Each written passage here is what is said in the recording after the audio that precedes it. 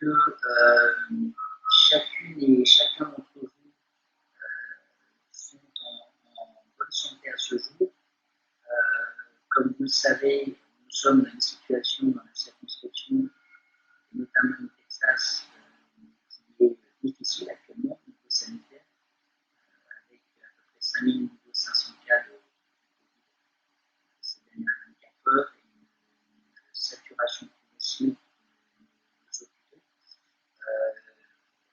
en termes de gestion du Covid.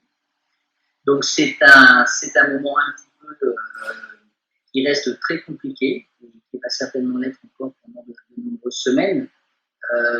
Nous savons que cette crise sanitaire a déjà amené dans notre communauté notamment beaucoup de situations personnelles compliquées à gérer en France et aux États-Unis, avec des nucléi familiaux éclatés, des situations à gérer de part et d'autre de l'Atlantique, mais aussi sur beaucoup de pays, puisque nous avons beaucoup de familles dans la circonscription, avec notamment des parents, des enfants dans différents pays, des études, des raisons professionnelles. Donc tout ça n'est pas facile.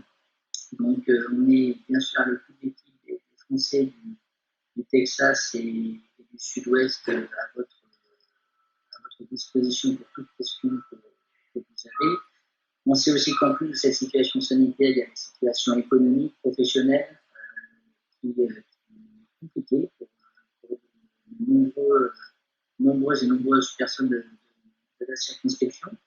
Et en plus, au-delà de l'aspect sanitaire et de l'aspect professionnel, de l'aspect personnel, on a également tout un sujet d'immigration qui est assez vaste ces derniers mois et auquel s'est ajouté un nouveau volet cette semaine, qui est une nouvelle proclamation de la Maison Blanche, ce qui est pourquoi, avec notre équipe, nous avons demandé à Maître Blanquin Kovaremos de prendre de son temps personnel et de bien vouloir s'adresser à notre communauté, à la circonscription ce soir, pour essayer bien un petit peu de nous débriefer et de partager avec nous le contenu de ces nouvelles proclamations, parce qu'il y a beaucoup de sujets, il y a beaucoup de questions, de nombreux d'entre vous nous contactent quotidiennement et donc c'est pour ça qu'on a pensé qu'il était important de traiter ce sujet avec une professionnelle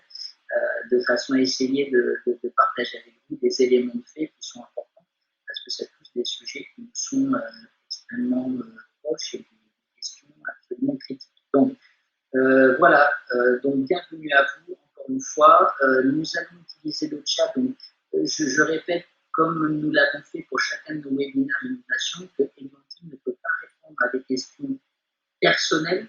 Donc ce que nous vous demandons afin de pouvoir répondre à vos attentes, c'est de demander des questions générales sur les situations et les visas et les différents types de visas une fois que Eglantine nous aura fait une mise à jour du contenu de cette déclaration. Posez toutes vos questions dans le chat. On a reçu de nombreux emails avant le webinaire déjà. On a avec beaucoup de questions qu'on a déjà fait passer en amont à Eglantine afin qu'elle puisse le mieux possible les intégrer dans sa présentation également ce jour. Donc voilà, donc on va faire le maximum. Si on ne pouvait pas répondre à toutes vos questions ce soir, ce qui sera peut-être le cas, n'hésitez pas à nous contacter par email. Je vous laisserai notre adresse email dans le chat également. Et vous pouvez nous contacter pour des questions d'immigration, mais quelques questions que ce soit. Voilà.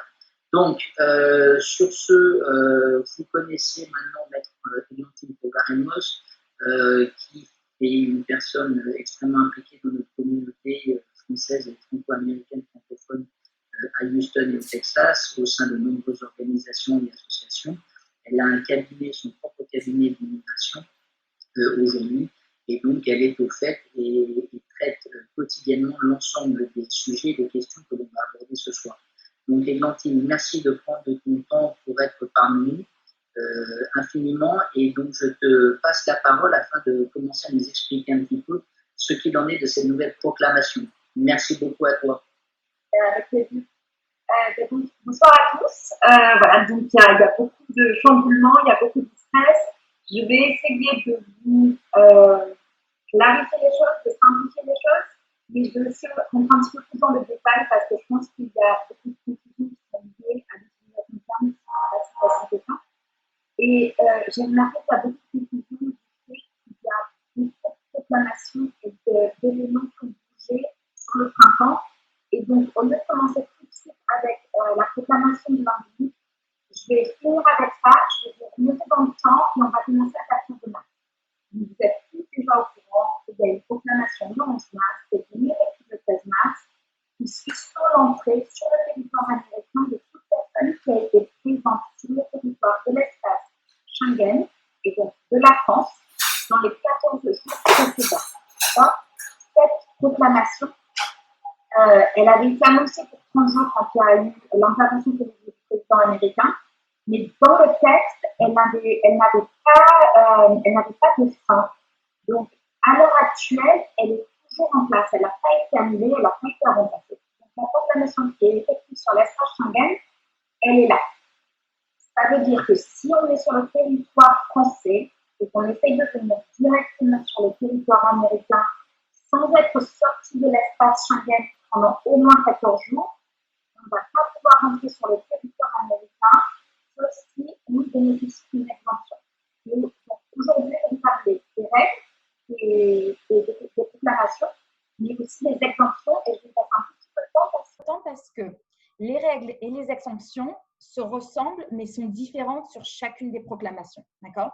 Donc, je vais essayer d'être un peu au ralenti et j'espère que ça va fonctionner. Donc, par rapport à ces règles de limitation de voyage de l'espace Schengen, les exemptions sont les suivantes. Les résidents permanents américains peuvent voyager directement. D'accord? Ils n'ont pas besoin de passer par un autre pays pour 15 jours. Les époux de résidents permanents américains ou de citoyens américains. Les parents ou les gardiens d'un enfant de moins de 21 ans qui sont citoyens américains ou résidents permanents et qui ne sont pas mariés. Les frères et sœurs d'un citoyen américain ou d'un résident permanent de moins de 21 ans. Les enfants d'un citoyen américain ou d'un résident permanent. Et également certaines procédures pour les procédures en cours d'adoption. Les voyages à l'invitation du gouvernement américain, si c'est relatif au virus. Les visas pour les personnes qui viennent sous visa de membres d'équipage tels que les C1D, C1D. Certains non-immigrants qui travaillent dans les organisations internationales. Certains individus qui coopèrent avec les autorités, donc la police, donc les autorités américaines. En général, ce sont sur des procédures de visa de U ou T de personnes qui ont déjà assisté les autorités américaines. Certains individus dont la présence est jugée être dans l'intérêt national, et celui-là n'est pas défini dans cette proclamation, et les membres de famille ou militaires qui sont dans l'armée américaine. D'accord? Ça, c'était les exemptions relatives à la présence sur le territoire de l'espace Schengen. À cette proclamation, s'est ajoutée une annonce par le département d'État américain, donc le Department of State. Ça, c'était une annonce au 20 mars qui a dit que du fait de la situation avec le Covid, de manière temporaire, les services routiniers consulaires, que ce soit non-immigrants ou immigrants, étaient suspendus pour une période indéfinie. Et cette déclaration laisse une grande liberté aux consulats de prendre des décisions sur quand est-ce qu'ils vont redévelopper leur service de rendez-vous en personne, que ce soit du côté non-immigrant ou immigrant. Donc, ce qu'on a vu, c'est qu'une majorité des rendez-vous consulaires étaient annulés en mars, avril et mai. Quelques consulats ont commencé à remettre des rendez-vous au mois de juin et au mois de juillet. La majorité des rendez-vous du mois de juin qui sont revenus en écho vers moi avaient été à nouveau annulés. Il y avait des rendez-vous dans certains consulats pris pour juillet qui ont été annulés. Donc, il faut garder à l'esprit qu'il y a une réouverture, une remise en place progressive des rendez-vous consulaires, que ce soit au niveau non-immigrant ou immigrant, mais que cette réouverture, elle est lente et elle est laissée à la liberté de chaque consulat. Donc, pour l'instant, il y aura sauf s'il y a une nouvelle déclaration, enfin une nouvelle guideline, une nouvelle guidance du Department of State. Pour l'instant, c'est consulat par consulat. Donc, il faut aller sur le site du consulat, il faut contacter le consulat pour voir si les services ont été effectivement repris. En général, s'il y avait un rendez-vous qui a été pris, qui a été annulé sur votre interface, c'est automatiquement réouvert. Donc, vous avez des mises à jour. Ce n'est pas le cas pour tous les consulats, mais il y a pas mal de consulats qui ont mis en place ce type de flexibilité. D'accord. On passe au mois d'avril. Le 22 avril 2020, il y a eu la proclamation du président américain les procédures migrantes. Donc, ça a été une suspension de certains immigrants. Donc, qui sont ces immigrants qui ont été interdits de venir? C'est des personnes qui étaient hors du territoire américain le 23 avril et qui n'avaient pas reçu un visa valide et qui n'avaient pas de document de voyage de type Advance Parole. Donc, c'est le document en général qui permet le voyage quand on est en procédure d'ajustement de statut aux États-Unis et qui autorise à voyager de manière temporaire avant le retour et avant l'adjudication de la carte verte. Donc, de manière très spécifique, sur le dernier webinaire, quand j'avais parlé de la proclamation du 23 avril, je vous avais informé que c'est une proclamation qui était très, très, très limitée. Ce n'était pas une interdiction d'entrer sur le territoire de résidents permanents qui ont la carte verte. C'était vraiment une restriction sur ces personnes qui étaient en attente de leur rendez-vous consulaire pour obtenir ce visa immigrant. Cette proclamation, elle était valide pour 60 jours. Et elle avait ses exceptions à elle. Donc, quelles étaient les exceptions? Donc, pour reprendre ces exceptions, il faut comprendre que c'est personnes qui étaient en attente de leur visa immigrant, donc de leur rendez-vous consulaire ou de l'envoi du visa après le rendez-vous consulaire. Donc, là, on parle surtout de personnes qui sont en attente de leur rendez-vous consulaire à l'étranger plus que de ces personnes qui se présentent à l'entrée. D'accord? Les exceptions sont les suivantes. Donc, de manière générale, les résidents permanents qui sont déjà résidents permanents ne sont pas concernés par cet acte, comme je vous l'ai dit. Ensuite, il y a les personnes qui faisaient une demande de visa immigrant qui sont basées sur un poste de physicien, infirmier ou un poste de professionnel médical. Ces personnes-là ont la capacité de continuer la procédure immigrante et de mettre en place leur rendez-vous. D'accord ? De même pour les personnes dont la demande était basée sur la recherche médicale ou sur la lutte contre le Covid.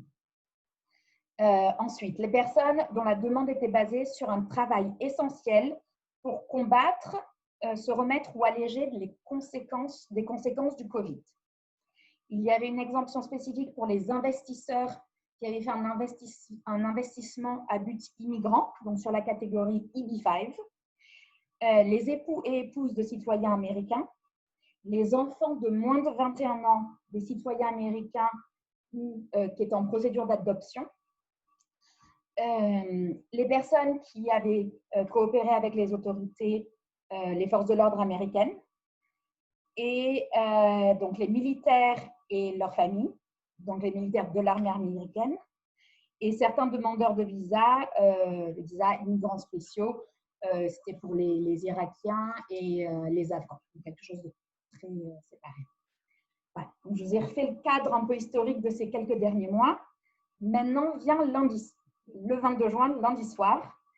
Qu'est-ce qui se passe? Il y a une nouvelle proclamation qui est passée par le président américain qui s'appelle donc la déclaration sur la suspension d'entrée de certains aliens, j'ai des petits exacts que je veux relire, que je ne suis pas, de certains immigrants et non-immigrants, de personnes qui risquent de transférer le nouveau coronavirus.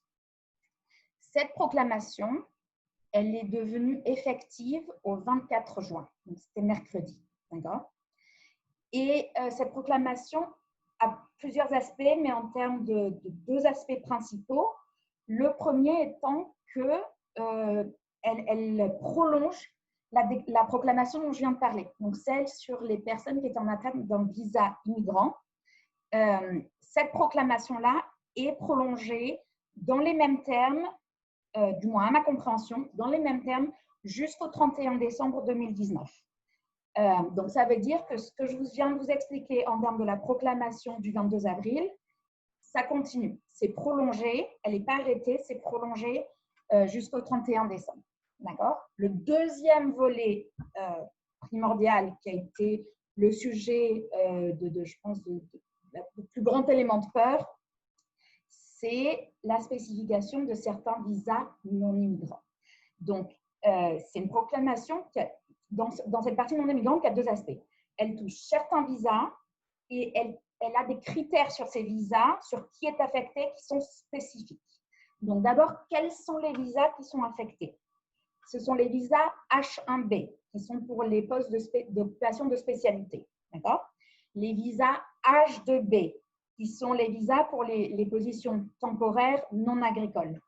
Les visas J1, mais spécifiquement pour les stagiaires, les trainees, les professeurs, donc dans la catégorie teachers, les conseillers de camp dans la catégorie camp counselor, les au pairs et la catégorie Summer Work Travel Program, qui est une sous-catégorie spécifique.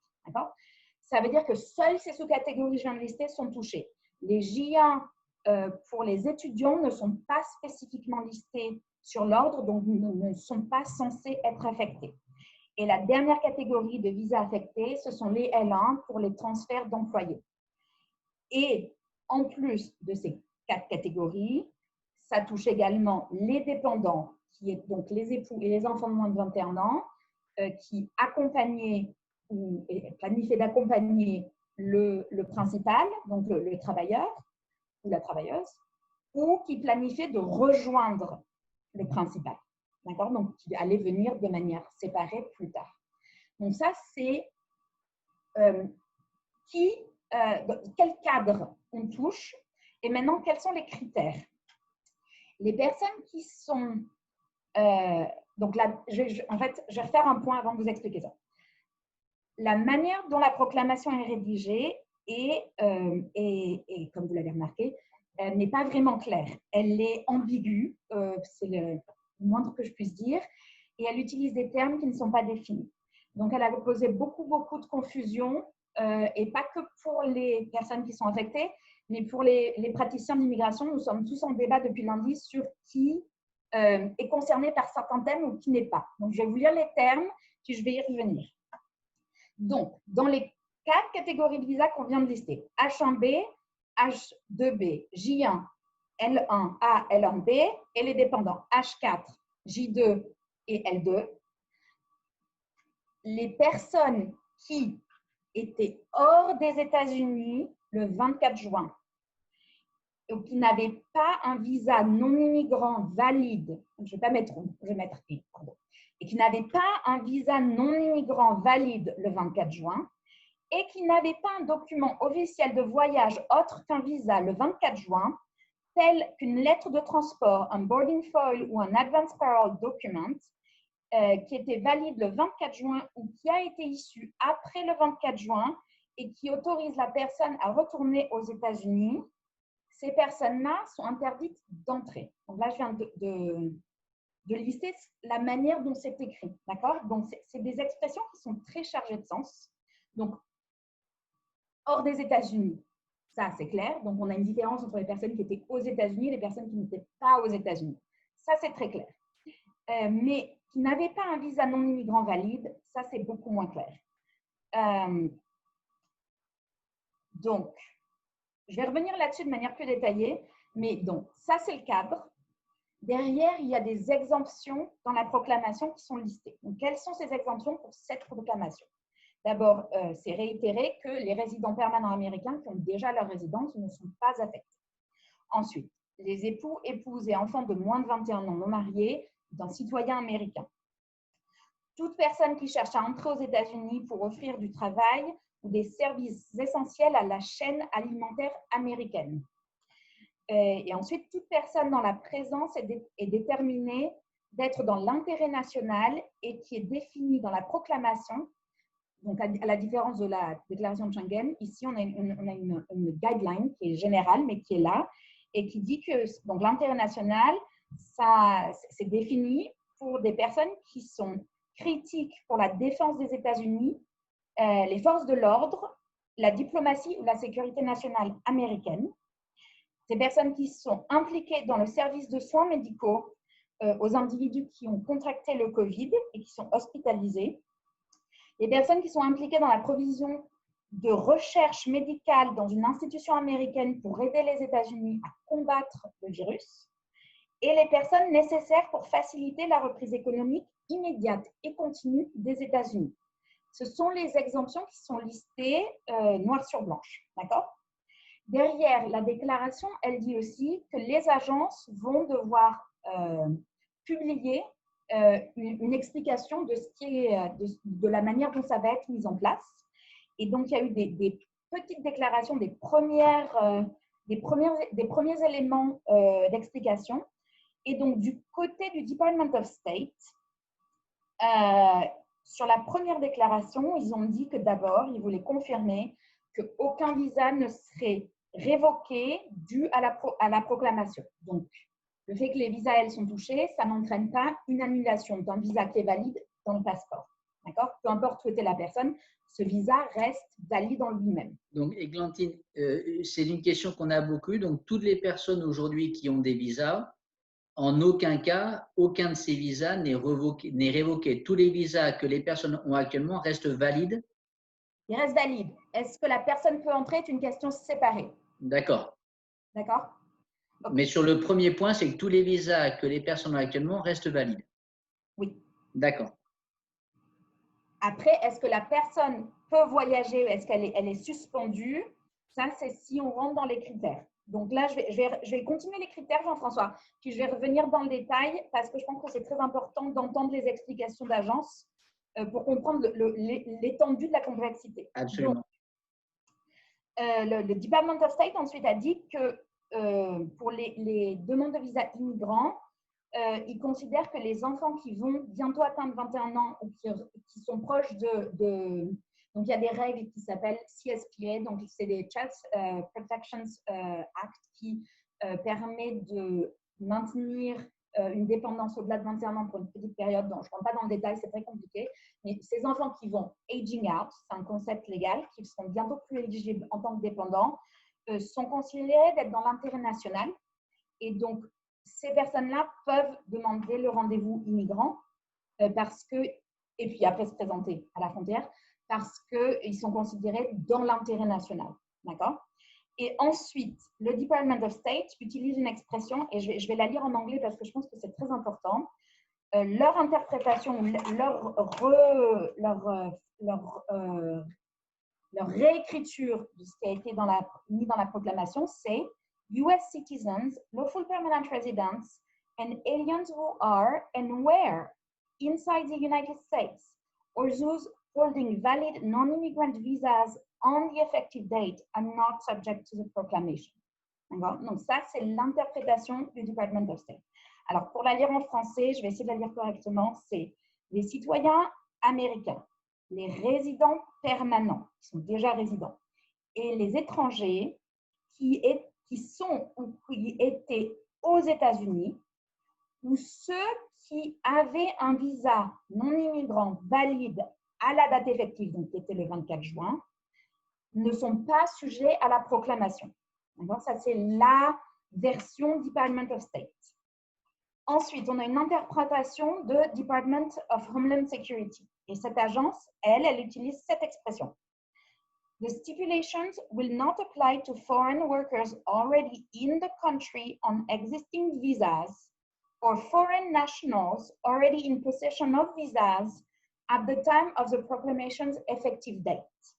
Donc, pour essayer de faire une traduction à peu près accurate, c'est les stipulations de la proclamation ne s'appliqueront pas aux travailleurs étrangers qui étaient déjà dans le pays sur un visa existant ou qui étaient en possession d'un visa au moment de la date de proclamation effective. D'accord? Ça, c'est la reformulation de DHS. Pourquoi je vous ai donné cette interprétation? Parce que la déclaration elle-même ne dit pas ce que c'est qu'un visa non-immigrant valide. Est-ce que c'était le visa qui est touché par la catégorie? Est-ce que c'est n'importe quel visa? Et c'est un sujet où où pour l'instant, il n'y a pas vraiment de consensus. Donc, tant que ce n'est pas vraiment mis en place, tant qu'il n'y a pas plus de guidelines, le mot d'ordre à l'heure actuelle, c'est d'éviter les déplacements si possible. Si vous pensez que vous pouvez être dans une situation où votre visa n'était pas valide, vous étiez hors des États-Unis, si vous tombez dans un de ces critères, le mot d'ordre pour l'instant, c'est wait and see, comme on dit. Mais si vous étiez aux États-Unis avec un visa valide et que le visa est valide pendant toute la période de déplacement, vous n'êtes pas affecté, même si vous avez un visa de cette catégorie-là, vous n'êtes pas affecté par la déclaration à l'heure actuelle. Par contre, il y a quelques points en plus dans la déclaration qui sont vraiment très importants et je veux les pointer du doigt. La déclaration, elle prévoit qu'elle doit être révisée sous 30 jours et ensuite tous les 60 jours suivants selon les évaluations des conditions par les agences américaines. Ça veut dire que ces réévaluations, elles peuvent être de libérer, de faciliter les déplacements, ou ça peut être de restreindre encore plus les déplacements. Il n'y a vraiment aucune obligation, que ce soit dans un sens ou dans l'autre. Ça veut dire que vous sortez pour l'été et dans 30 jours, il y a une révision qui fait que vous n'étiez pas concerné aujourd'hui, mais vous devenez concerné au courant de l'été, il y a une possibilité de non-retour. Si vous n'étiez pas concerné au jour d'aujourd'hui, elle n'est pas forcément… c'est un risque que vous prendrez peut-être, mais il faut bien garder à l'esprit que ces révisions, elles peuvent aller dans les deux sens et elles auront lieu dans 30 jours, donc vers la fin juillet, et ensuite 60 jours, donc au mois de septembre. Donc, Églantine, juste par rapport à ce que tu as dit, si tu veux bien me permettre une question. Donc, les personnes qui sont aujourd'hui donc dans notre circonscription, notre communauté, aux États-Unis, d'accord, avec un visa valide, quel qu'il soit, un H, un L, un J, tous les visas dont on a parlé qui ont un visa valide et qui sont aujourd'hui aux États-Unis, est-ce qu'ils peuvent, par exemple, rentrer en France la semaine prochaine, tant que rien n'a changé, d'accord, on a compris le point que tu as donné, et revenir sans problème? Est-ce que ça, c'est possible par rapport à la proclamation actuelle à ce jour? Oui, mais avec un bémol, c'est que la proclamation vis-à-vis de Schengen n'est pas sortie. Donc, pour l'instant, le retour ne peut pas se faire directement de France vers les États-Unis, sauf si la personne tombe sous une exemption de la déclaration sur Schengen. D'accord. Donc, en fait, la situation aujourd'hui, elle reste la même que l'on a eue ces dernières semaines depuis la déclaration initiale. C'est que de toute façon, à l'heure d'aujourd'hui, uniquement les Américains, donc les nationalités américaines et les cartes vertes, peuvent rentrer sur le territoire américain, en dehors de quelques exemptions qui sont spécifiques, qu'on connaît, mais globalement, uniquement les personnes munies de la nationalité américaine et de la carte verte ou ayant des proches, comme tu l'as mentionné, des enfants, etc., qui sont de nationalité, peuvent rentrer de toute façon aux États-Unis. Voilà. Donc, il y a des exemptions, mais une personne qui est ici en visa L1, qui a un visa qui est valide, qui était présente au 24 juin et qui n'a pas qui ne tombe pas sur une des exemptions de la proclamation de Schengen. Donc, il n'y a pas un époux américain, qui n'a pas un enfant américain. Absolument. Là, devra être hors de l'espace Schengen 15 jours avant de pouvoir revenir aux États-Unis. Voilà. Donc, ça n'a pas changé. Donc, quels que soient les visas, on ne peut pas rentrer sur le territoire américain aujourd'hui en dehors des quelques cas que tu as donnés, de la nationalité américaine et de la carte verte. Ça n'a pas changé. Ça n'a pas changé. D'accord. Donc ça ne change pas. Ok, très bien. Le deuxième point qui ne change pas, c'est que les personnes qui étaient présentes sur le territoire américain et qui étaient en procédure de changement de statut, d'accord, donc qui avait potentiellement changé d'employeur, qui devait faire un renouvellement, donc qui a fait cette procédure avec l'agence américaine qui s'appelle USCIS. Les personnes qui ont fait ces changements de statut restent dans des périodes qui sont valides, d'accord? Donc, tant qu'elles respectent les conditions qui sont liées, le statut lui-même peut être étendu. Donc, elles peuvent rester ici si l'extension est approuvée, si le changement de statut est approuvé, tout ça. Du côté américain, ça n'a pas changé. Ce qui a changé, c'est pour les personnes qui ont besoin d'un visa. D'accord? Et pour l'instant, qui est exempté de la proclamation sur les personnes qui ont besoin d'un visa, c'est pas clair. C'est là où il y a pour l'instant besoin, de clarification du côté du gouvernement. Je préfère pas dire quelque chose qui va rendre, les gens risquent de se dire ah mais on m'avait dit ça. La vérité c'est qu'à l'heure actuelle, l'expression qui était qui ont un visa non immigrant valide au 24 juin, c'est pas clair. Et c'est le « et », est-ce qu'il est inclusif ou exclusif? C'est des réflexions techniques que pour l'instant, je pense qu'on ne peut pas vraiment dire à 100%. Et les interprétations, il risque d'y avoir des interprétations. Puis après, du côté réel, pratique, est-ce que la personne va pouvoir avoir un rendez-vous consulaire? Pour l'instant, il n'y a pas vraiment beaucoup de rendez-vous consulaires qui sont repris. Et derrière, est-ce qu'il va y avoir une issuance du visa par le service consulaire? Et est-ce qu'il va y avoir une acceptation de leur retour sur le territoire par la douane? Ça va dépendre de deux agences, de deux interprétations. Donc, gardez bien ça à l'esprit. Pour l'instant, le terme dit, si vous étiez hors des États-Unis, mais vous aviez un visa valide, c'est bon. Mais l'intent, donc tout le préambule, c'était vraiment dans un esprit qui, à mon avis, était différent des termes qui ont été utilisés. Mais tant qu'il n'y a pas de clarifying guidelines, donc des explications d'agence, pour l'instant, le terme strict du texte, il est vague. D'accord? Donc, après, on avait… alors, attendez, j'avais un dernier point. Non, c'est ça.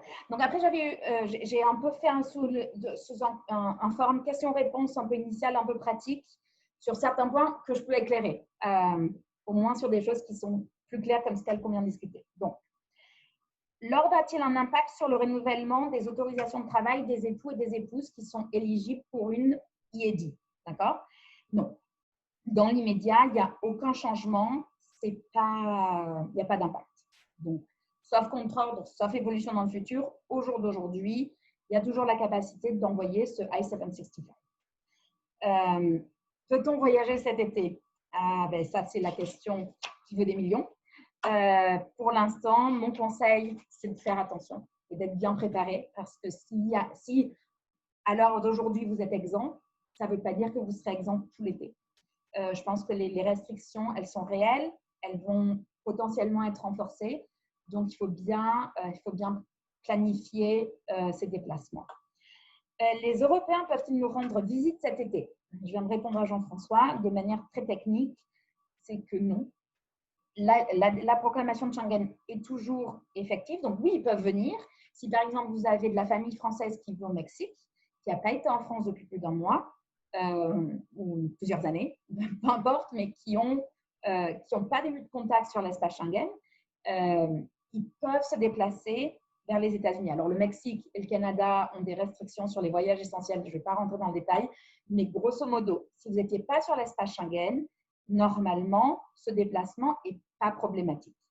Mais je veux vraiment pointer du doigt, à l'heure actuelle, on a eu des échos de nombreuses personnes dont l'ESTA a été annulée. Donc, ça a été l'interprétation de CBP, c'est que l'ESTA directement d'un pays Schengen aux États-Unis, à l'heure actuelle, ce n'est pas possible. Donc, je pense que c'est très important de garder à l'esprit que s'il y a une planification d'un voyage ESTA parce qu'il y a une exemption, par exemple, un enfant qui est frère et sœur avec un enfant américain qui planifiait de voyager pour l'été, refaites bien le renouvellement, loguez-vous bien sur l'ESTA pour vérifier qu'elle n'est pas annulée parce que il est possible qu'elle soit annulée et qu'il y ait besoin de vous demander un rendez-vous consulaire pour obtenir un visa. Donc, gardez bien à l'esprit, il y a eu des reports, des retours de personnes qui ont eu l'ESTA annulée pour aucune autre raison que la présence du Covid et le fait que la personne était sur l'espace Schengen. D'accord ? Églantine, une question, si par exemple des personnes d'une famille française, et tu as parlé un peu d'exemption, mais pour prendre un cas, vont passer plus de 15 jours dans un pays de France vers le Mexique, on va dire en Colombie, etc., et ensuite rentrent aux États-Unis, viennent à Houston, à Dallas, à Little Rock, etc., pour visiter leur famille ici, le fait qu'ils aient passé justement plus de ces 14 jours hors Schengen, est-ce que l'entrée aux États-Unis leur sera accordée? Tout à fait. Ils vont devoir documenter qu'ils étaient hors de l'espace Schengen. Ils vont devoir vérifier s'ils espéraient le voyage en ESTA, que cette ESTA, elle est autorisée, enfin, elle n'est pas annulée, d'accord? Pour qu'ils ne se retrouvent pas bloqués au moment d'entrer dans l'avion ou en se présentant à la frontière. Mais donc, si par exemple cette famille a des proches qui ont un visa, qui valide un visa, donc là, c'est des personnes qui ont un visa B1 parce qu'ils viennent de temps en temps aux États-Unis pour faire des voyages. Si cette personne était en dehors de l'espace Schengen pour ces 15 jours, cette personne peut se présenter. Elle est exempte, effectivement. D'accord. Alors, j'avais deux autres petits points sous forme de questions-réponses que je vais aborder, puis après, peut-être que si vous voulez en prendre quelques questions en plus. Mais donc, un détenteur de visa J1, J2 qui a obtenu une extension aux États-Unis et qui voyage après la fin de l'expiration du visa, pourra-t-il revenir aux États-Unis? Et là, c'est vraiment, je pointais du doigt, c'est vraiment la situation sur laquelle j'ai passé un petit peu de temps avant, où moi, mon point principal, c'est que ce n'est pas clair. C'est pas évident du texte que la personne est interdite si elle était aux États-Unis avec un visa valide au moment de la proclamation. Mais comme il n'y aura pas un visa valide pour le retour, si le consulat n'interprète pas la proclamation dans ces termes-là, le rendez-vous consulaire peut ne pas bien se passer. D'accord ? Et puis le retour, le passage aux douanes peut ne pas être autorisé. Donc je veux vraiment garder cet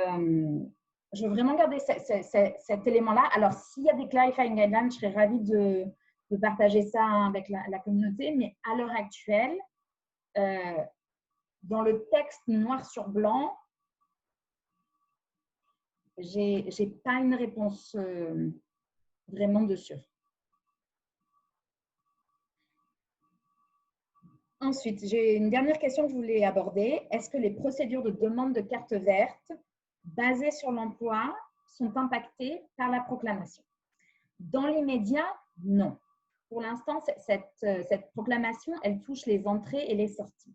Mais dans la proclamation elle-même, le président a demandé à ses agences, y compris USCIS, de revoir les critères sur lesquels les visas EB2 et EB3, qui sont la deuxième et troisième priorité dans l'emploi, donc ce sont les visas les plus communs en dehors des visas pour les personnes extraordinaires et les transferts d'employés.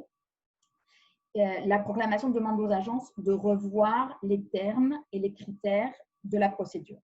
Donc, pour l'instant, pas de changement, mais c'est possible qu'il y ait des changements sur le futur. Il faut le garder à l'esprit. On ne sait pas à l'heure actuelle quels seront ces changements et on ne sait pas si ces changements ils seront relatifs à une suspension d'entrée, comme il est le cas sur les procédures immigrantes actuelles jusqu'au 31 décembre, ou si ça va également toucher les procédures en interne. À garder à l'esprit que tout ce qui est fait en interne, en général, c'est sous la responsabilité du Congrès avec une interprétation par l'agence. Donc, le gouvernement est censé faire une période qui s'appelle de notice et comments, qui permet aux membres de la communauté de venir commenter sur la proposition qui va changer les règles. Et une fois que cette période elle est passée, eh bien, les changements sont mis en place. Donc, normalement, pour des procédures internes, il ne devrait pas y avoir de changement qui nous donne 2 jours de notice. D'accord ? Maintenant, à voir, il y a des surprises en immigration, mais normalement, ça devrait être le cas. D'accord ? J'allais dire un autre point. Ah oui, sur la proclamation, le donc le président a demandé à ce que les critères de contrôle biométrique des individus qui se présentent pour les procédures consulaires soient renforcés et donc que les gens passent leur fingerprint et picture et tout ça pour les procédures consulaires, d'accord? Donc avant l'échéance du visa, il n'y a pas d'explication comment ça va être mis en place, mais c'est annoncé. Et il demande également aux agences de voir comment ils peuvent renforcer les contrôles sur le respect des règles relatives au LCA, donc au Labor Condition Application, qui sont la gestion par le Department of Labor du prevailing wage, donc des conditions d'emploi des personnes qui sont H1B, pour qu'elles ne soient pas détrimentales du côté des travailleurs américains. Et donc, un tout petit point en plus, Jean-François, je voulais juste passer à la communauté que j'ai été contactée par quelques journalistes qui cherchent des témoignages de personnes qui sont impactées, donc dans la communauté française, qui sont impactées par ces règles. Donc, si vous avez une histoire à partager, si vous avez des problèmes réels qui sont liés à cette proclamation, n'hésitez pas à envoyer un email à la liste et puis on me les fera passer et puis je les ferai passer. Donc, il me faudra un nom, un contact et puis un petit résumé de l'histoire. Voilà, si ça vous intéresse de partager votre expérience par rapport à la proclamation. Voilà, moi j'ai fait le tour de ce que j'avais prévu de présenter. Alors, comme tu t'en doutes, on a des questions. On a pas mal de questions, donc on va essayer de les structurer, les grouper sur des thématiques générales, Églantine. Et si tu peux y répondre, si tu ne peux pas, on comprendra. Et si tu peux y répondre, ce sera une grande aide pour l'ensemble de la communauté. Un des thèmes qui revient, c'est toutes les questions de renouvellement, c'est-à-dire je suis actuellement sous un de ces visas, je suis en attente d'un renouvellement de mon visa ou je suis en attente d'une carte verte. Est-ce que tout ce qu'il passe actuellement arrête le processus de renouvellement, l'annule ou est-ce que tout devrait continuer normalement? Les procédures en interne continuent, aucune interruption. Donc, si vous aviez fait quelque chose qui s'appelle une extension of status ou un adjustment of status, sans sortir du territoire, ces procédures-là ne sont pas impactées du tout. Par contre, si c'était des procédures de renouvellement telles que les visas L1 blanket, où il y a une obligation de sortir, enfin une obligation, en général, la personne sort et va chercher un nouveau visa au consulat. Là, ça pose plus de problèmes. On tombe justement dans cette catégorie où je pense que ce n'est pas clair. Et donc, moi, sur les procédures de blanket, par exemple, je vais vous renvoyer vers votre avocat d'entreprise parce qu'il va falloir suivre les conseils sur un cas spécifique. Ce n'est pas des questions que je peux aborder de manière générale. Je vous laisse revenir vers votre entreprise et vers votre avocat. Je vous ai donné mon opinion en termes de risque. À chaque personne de voir si elle entre ou pas dans les critères que j'ai listés et si elle est sur un de ces thèmes, de ces mots qui peut poser donc, une situation qui peut ne pas être exempte. Je pense que c'est des choses à revoir et avec l'entreprise ou avec l'avocat de l'entreprise et de faire le point de manière spécifique avant de décider sur un voyage. D'accord. Alors maintenant, deux autres sujets, Glantine. Donc là, on a parlé des gens qui sont aujourd'hui sous des visas valides pour des thématiques de renouvellement. Maintenant, si une entreprise, par exemple, je crois qu'on peut transférer des H1B, tu vois, quelqu'un est sur H1B, peut partir sur une autre entreprise, on peut faire un transfert.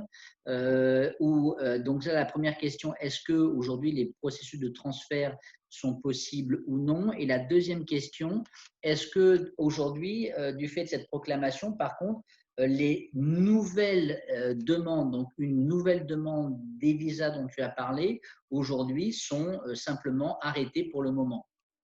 Donc, les procédures de changement d'employeur. Si vous êtes aux États-Unis et que vous étiez aux États-Unis le 24 juin avec un visa qui était valide et que vous aviez fait ou que vous alliez faire une demande de transfert d'employeur, tant que vous restez sur le territoire américain, vous n'êtes pas affecté. D'accord ? Cette procédure, elle continue. Elle peut être approuvée ou elle peut être refusée, hein, mais elle peut continuer.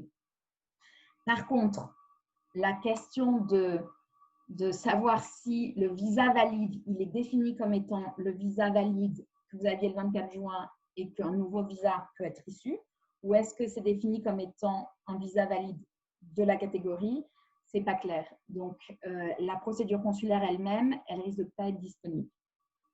Et sur les personnes qui n'étaient pas présentes aux États-Unis, d'accord, et qui n'avaient pas un visa valide le 24 juin, ou qui n'avaient pas un advance parole qui est valide au 24 juin, ou qui est issu dans la foulée, ces personnes-là ne pourront pas chercher leur visa pour un des visas listés jusqu'au 31 décembre. Et au 31 décembre, c'est le moment où ils décideront s'ils continuent à prolonger ou pas. Alors, deux, trois petites. Il y a également pas mal de questions auxquelles on peut répondre assez rapidement. Il y avait une question donc de savoir si, par exemple, la Martinique et la Guadeloupe sont reconnues dans l'espace Schengen avec la France, oui, puisque ça fait partie des territoires français. D'autres questions qui demandaient donc s'il y a un frère, une sœur avec un passeport américain qui rentre avec ses parents sous visa. Je crois qu'Églantine y a répondu. Églantine, on ne dit pas de bêtises quand on dit que oui. S'il y a un enfant avec la nationalité américaine qui rentre avec des parents qui ont un visa, les parents peuvent rentrer avec un enfant de nationalité américaine mineure. C'est bien ça, Églantine? Alors, on va reprendre des choses dans l'ordre. Il y a deux exemptions qui sont différentes, qui ne sont pas complètement les mêmes. Il y a les exemptions vis-à-vis de l'espace Schengen, d'accord? Et il y a les exemptions vis-à-vis de la proclamation de lundi. Donc, vis-à-vis de l'espace Schengen, les exemptions, c'est pour les époux de résidents permanents ou les époux de citoyens américains, ou pour les parents d'un enfant de moins de 21 ans qui est citoyen américain ou résident permanent et non marié, ou frères et sœurs de citoyens américains ou de résidents permanents de moins de 21 ans non mariés. D'accord? Ou un enfant d'un citoyen américain frères et sœurs. Je les ai listés. Par contre, sous la proclamation du 22 juin, l'exemption, c'est pour les époux, épouses et enfants de moins de 21 ans d'un citoyen américain. D'accord? L'exemption, ce n'est pas la même. Okay. Si on est sur un visa E, pour l'instant, le visa E n'est pas touché par la proclamation de lundi. Si vous rentrez en France, vous ne tombez que sous la proclamation de l'espace Schengen. Et donc, si vous êtes le parent d'un citoyen américain de moins de 21 ans qui n'est pas marié, vous pouvez tomber sous l'exemption pour revoyager vers les États-Unis directement de l'espace Schengen. D'accord? Par contre, si vous êtes en visa L et que vous étiez hors des États-Unis au 24 juin, par exemple, et que vous n'aviez pas un visa valide, là, l'exemption, ce sera juste pour les époux, épouses et enfants de moins de 21 ans d'un citoyen américain. Ok. Il y a pas mal de personnes qui posent une question, Églantine. Je crois que tu as répondu, mais on va reconfirmer que la proclamation actuelle ne touche pas les visas J1 d'étudiants et quid des étudiants, notamment également en doctorat. Tout à fait. À l'heure actuelle, ils ne sont donc ils ont gardé les catégories de visas de manière très très vague. Et pour les J1, ils ont mis spécifiquement les catégories listées qui sont touchées. Et la catégorie étudiante, et donc y compris pour les doctorants en J1, ne sont pas listés. Donc, est-ce qu'il va y avoir une interprétation différente plus tard? Je ne sais pas. Mais dans le texte, là, pour le coup, c'est très clair. Normalement, ça ne touche pas les étudiants. D'accord. Il y a beaucoup de gens qui nous posent des questions sur la quarantaine. Je vous invite, si vous n'êtes pas dessus, à rejoindre nos groupes WhatsApp que l'on a créés parce que notamment, il y a énormément d'échanges d'informations de nos ressortissants qui vont en France quotidiennement, qui reviennent de France et qui donc nous partagent leurs témoignages, les photos et tout de leur périple. Dans un sens comme dans l'autre. Et donc, vous aurez des informations quasiment quotidiennes sur ces expériences. Aujourd'hui, il n'y a pas de quarantaine formelle qui existe, ni dans un sens ni dans l'autre. Les témoignages que l'on a chaque jour sont sur les vols internationaux de vols qui restent assez peu remplis, des aéroports qui restent assez vides. Donc voilà, donc n'hésitez pas à rejoindre nos groupes WhatsApp parce que vous aurez directement des témoignages et vous pourrez communiquer directement avec les personnes justement qui font ces voyages régulièrement. Églantine, question, les personnes qui doivent rentrer en France pour faire des renouvellements de visa nous disent oui, voilà, mais je rentre en France, mais après, je fais quoi? Ben, prévoyez des clés pour vos amis aux États-Unis qui pourront gérer vos affaires s'il y a un retard de 6 mois ou plus. C'est toujours bon d'être préparé et après, ben, il faudra ajuster et espérer que les révisions qui seront régulières jusqu'à la fin de l'année soient de manière dégressive ou qu'il y ait des personnes affectées, y compris des entreprises américaines. Par rapport à la proclamation, il y a une capacité des personnes affectées de poursuivre le gouvernement s'il y a une base légale pour attaquer la proclamation présidentielle. D'accord? Donc, il est possible, et je pense que ça arrivera assez rapidement, qu'il y ait des actions qui soient avancées par rapport à la déclaration, qui vont tester sa constitutionnalité. Mais gardez à l'esprit qu'à l'heure actuelle, la Cour suprême américaine a pris la position depuis le début de l'année que les injonctions, donc les suspensions de mise en place d'une règle de manière nationale pour les États-Unis ne sont pas appropriées pour l'immigration et elles ne sont pas valides. Donc, à l'heure actuelle, quand les personnes poursuivent le gouvernement américain parce qu'ils pensent que le document n'est pas constitutionnel, c'est par plaintiffs et donc ça peut atteindre un groupe collectif par État. Donc, par exemple, sur les changements vis-à-vis des requis pour la charge publique. Donc, est-ce qu'une personne devient une charge publique ou ne devient pas une charge publique dans une procédure immigrante? Cette règle est passée le 24 février. Il y avait eu une interdiction sur l'ensemble des États-Unis qui a été refusée par la Cour suprême américaine parce que la Cour suprême américaine a dit non, on ne fait pas d'injonction pour les États-Unis sur l'immigration et qui ensuite a été enjointe pour l'État de l'Illinois. Donc, gardez à l'esprit qu'il y a des procédures qui, à mon avis, vont arriver par rapport à cette proclamation, mais qu'elles risquent d'être pas forcément uniformes sur les États-Unis. D'accord. Églantine, une autre question. On a malheureusement beaucoup de nos compatriotes qui sont touchés par des licenciements en visa L1.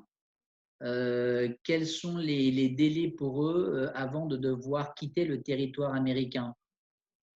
Je vais vous renvoyer vers la conférence de la dernière fois. On en a parlé pendant 1 heure.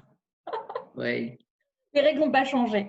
Donc, en fait, sur les visas L1, c'est jusqu'à 60 jours ou jusqu'à la fin de la pétition, selon lequel est le plus court et ne peut être utilisé qu'une fois par pétition. Donc, voilà, c'est un résumé d'1 heure. D'accord. Et également, tous les webinaires que nous avons fait avant avec Églantine sont disponibles et sur la page Facebook des Français du Texas et du Sud-Ouest et sur la chaîne YouTube des Français du Texas et du Sud-Ouest. Donc, n'hésitez pas à les regarder. Est-ce que les restrictions actuelles, Églantine, peuvent affecter les demandes de renouvellement de travail des dépendants comme des J2? Donc, je l'ai dit tout à l'heure, pour l'instant, pas d'impact, mais quand on lit les intentions qui sont liées dans le préambule de la proclamation, je pense qu'il y a vraiment un objectif que ça change. Donc, je vous suggérerais de continuer à regarder les news et de voir s'il y a des annonces comme quoi ça va changer. Je pense qu'il va y avoir des recommandations d'agences qui vont toucher le domaine, mais est-ce qu'elles vont avoir lieu, est-ce qu'elles ne vont pas avoir lieu? Pour l'instant, le mot d'ordre, c'est que non. Pour l'instant, tout continue normalement. D'accord. On a également des demandes de confirmation que les visas E2 ne sont effectivement pas touchés par cette nouvelle proclamation. Tout à fait. D'accord. Donc, ce qui veut dire que si les États-Unis, si et quand les États-Unis décidaient de lever le travel ban sur les visas non immigrants, les visas E2 pourraient de nouveau sortir et rentrer des États-Unis. Donc, excuse-moi, hein, mais C'est normal, c'est pas grave, c'est un peu confus. Donc, les détenteurs de visa E2 peuvent voyager. Ils n'ont pas d'interdiction d'entrée-de-sortie. D'accord? Ce qui se passe, c'est que s'ils vont sur l'espace Schengen, ils doivent être dans une de ces catégories exemples pour pouvoir revenir tout de suite de l'espace Schengen vers les États-Unis. Sinon, ils doivent passer au moins 14 jours, donc 15 jours, dans une autre partie du monde avant de pouvoir revenir. Il n'y a que cette restriction-là. À l'heure actuelle, les visas E2 ne sont pas autrement restreints pour l'entrée. D'accord, très bien. Effectivement, il y a des questions entre les États-Unis et le Canada, mais là, c'est une situation spécifique. Donc, je vais vous dire, le Canada, c'est tout un monde à part, donc ça, c'est plutôt des choses à gérer en cas individuel. Oui. Mon domaine, je travaille beaucoup plus avec la France, donc je préfère ne pas. Voilà.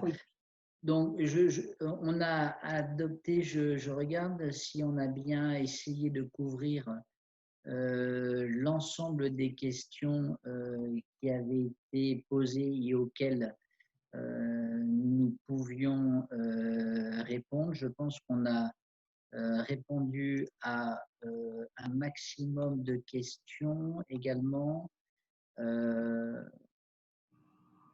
Alors, une autre question, les risques de transfert de visa L1 valide d'une entité juridique à une autre au sein d'un même groupe pour une personne aux USA. Je vais vous renvoyer vers votre avocat. Oui, c'est ce que je pensais. Donc voilà, je pense qu'on a essayé en tout cas de couvrir le maximum de vos questions. On espère sincèrement que cette présentation d'Églantine, de Maître Povar-Elmos, excuse-moi Églantine, vous aura permis d'avoir une meilleure lecture de cette proclamation. Ça reste effectivement des sujets complexes, difficiles, et comme le dit Églantine, il est important de vous référer à vos avocats et à des spécialistes, c'est très important. Je veux également vous répéter que nous sommes toujours à votre disposition avec l'ensemble de notre équipe des Français du Texas et du Sud-Ouest. N'hésitez pas à nous contacter. Vous pouvez trouver nos contacts sur la page, sur le website, mais également on la partage avec vous. Donc n'hésitez pas. Ça peut être sur des questions d'immigration. On a beaucoup de questions de sécurité sociale, de retour en France, des questions sanitaires, des situations difficiles. Vous savez qu'on a également un fonds d'aide qui a été débloqué par le gouvernement français pour des situations exceptionnelles. Donc, n'hésitez pas à nous contacter pour ça, sur des questions d'éducation.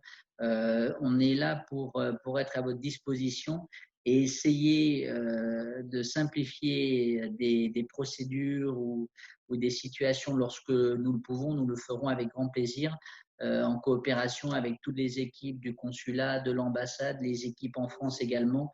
Nous sommes tous là pour vous soutenir et vous apporter le maximum de facilité et d'informations. Voilà. Donc, encore une fois, merci Églantine, beaucoup à toi pour ton temps personnel que nous apprécions. Merci à chacune et à chacun d'entre vous. Nous restons à votre disposition. Prenez bien soin de vous et prenons bien soin des uns et des autres. À très bientôt. Bonne fin de soirée. Bonne soirée.